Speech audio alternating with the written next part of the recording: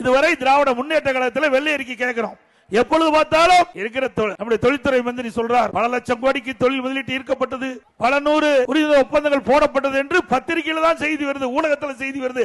வெள்ளை அறிக்கை கொடுங்க, மக்கள் கேட்கிறாங்க, மக்களை ஏமாற்றாதீங்க. இது வரைக்கும் வெளியிடவே இல்லை. மீறி கேட்டா ராஜா அவர்கள் பேசுறாரு, எடப்பாடி பழனிசாமி வெளிநாட்டுல போய் ஸ்பூன்ல சாப்பிட்டதே பெருசா நினைக்கிறேன்னு சொல்றாரு. ஆமா, நான் ஸ்பூன்ல சாப்பிட்டது பெருசுதான்.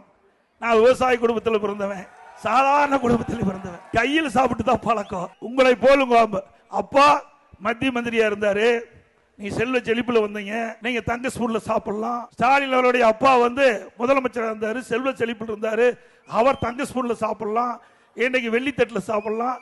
இங்கே இருக்கின்ற மக்களோடு மக்களாக வாழ்ந்து நாங்களும் ஸ்பூன்ல சாப்பிட முடியாதப்பா, கையில தான் சாப்பிட முடியும். ஏழை மக்களை சிந்திக்க வேண்டும். ஏழை மக்களை விமர்சனம் செய்தால் உங்களுக்கு அடுத்த ஆண்டு நடைபெறுகின்ற தேர்தலிலே டெபாசிட் கூட கிடைக்குமா? எவ்வளவு திமிர் இருந்தா இந்த பேச்சை பேசுவோம்.